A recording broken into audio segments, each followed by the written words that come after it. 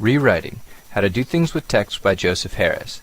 This virtual workshop is presented by the University Writing Center of the University Louisville. To learn more about the University Writing Center, visit louisville.edu/writing center. Joseph Harris, a writing scholar and teacher at Duke University, has focused his career on teaching people how to read and write as academics.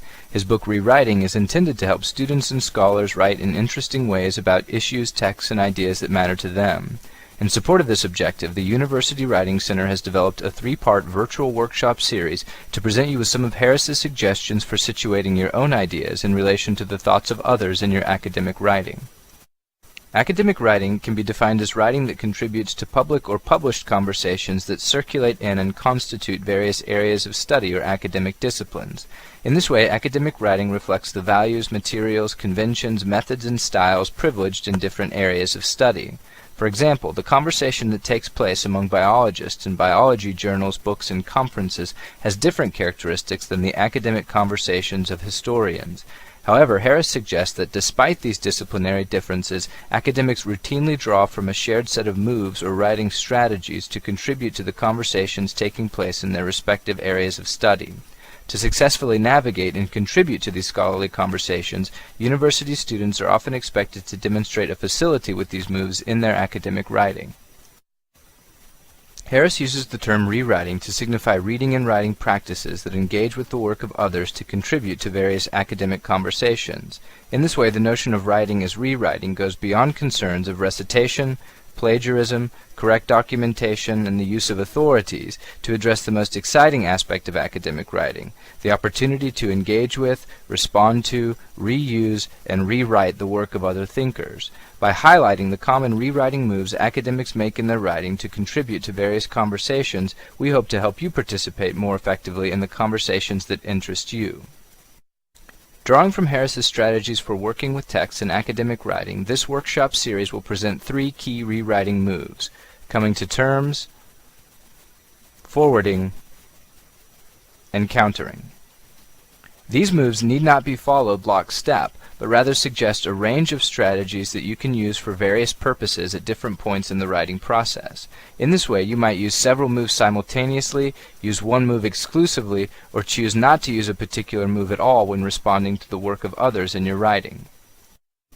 Harris divides his moves into two general categories: generous and critical forms of reading and writing.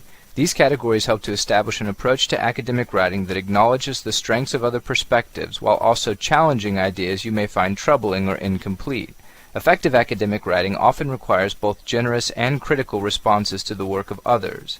Harris identifies the first two moves covered in this workshop series, coming to terms and forwarding, as generous, and presents countering, the third move in our series, as a critical form of rewriting. Coming to terms with the work of others requires a process of representing or relating their ideas in ways that are both fair to them and useful to your own purposes for writing. It is a way of orienting yourself and your readers with another writer's work, hence our use of the compass symbol to represent the concept. Coming to terms goes beyond summary to include not only a discussion of the meaning of a text, but also an identification of the perspective from which you arrive at this meaning. How do your reasons and motivations for reading a text shape the meanings you make of it?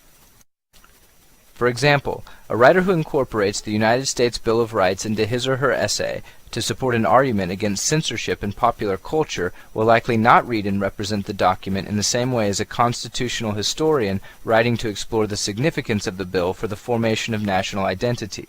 Because these writers are reading the text from different perspectives for different purposes, their processes of coming to terms with the bill will likely be very different from each other. They will probably not interpret the text and identify its key words and phrasings in the same manner. By acknowledging the positions from which they approach texts, accounting for the ways in which their motivations shape their interpretations, academics often emphasize that a text can be read in a variety of ways to come to multiple conclusions. Despite differences in perspectives and objectives, academic writers often come to terms with text by making three key moves.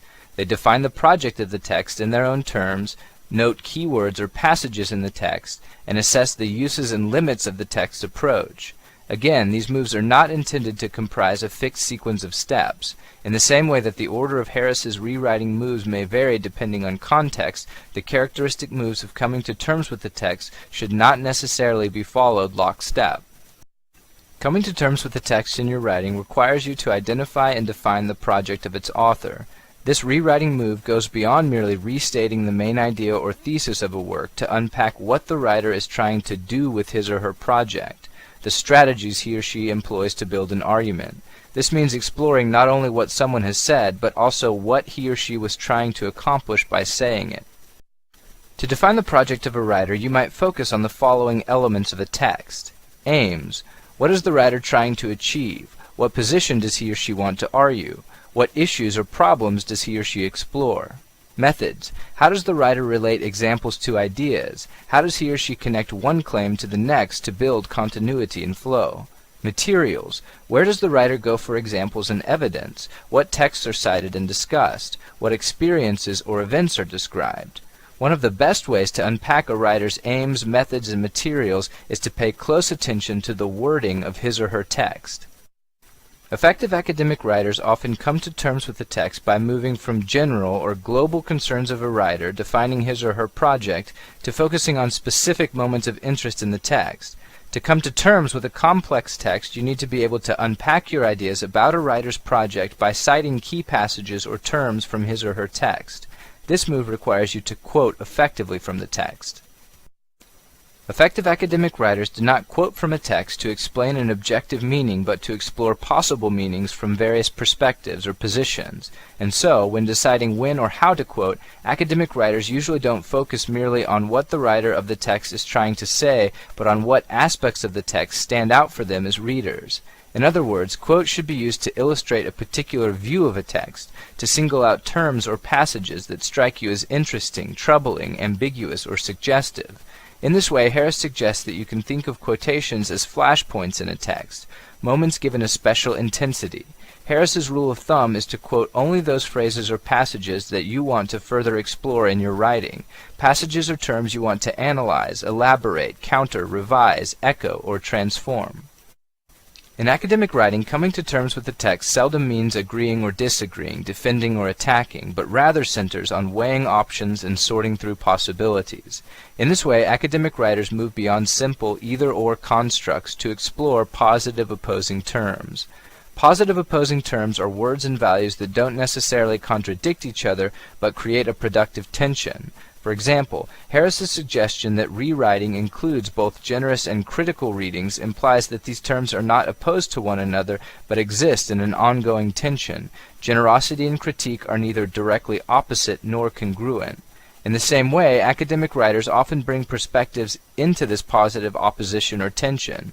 In this way, assessing the uses and limits of a text goes beyond arguing for or against a fixed point of view to involve thinking through the potential uses of a number of positions. In coming to terms with the text, the key questions to ask concern usage rather than correctness. What does this text see or do well? What does it stumble over or block? In this way, coming to terms with the text means approaching it with a productive blend of skepticism and generosity. It requires translating the words and ideas of a text into your own language and assessing its uses and limits. In coming to terms, your focus as a writer moves from restating a text to exploring the uses you can make of its concepts and phrases, or the gaps and problems you encounter when trying to do so. This concludes the first segment of the University Writing Center's Rewriting Virtual Workshop series. Be sure to check out additional Writing Center workshops in this series and others at louisville.edu/writing center.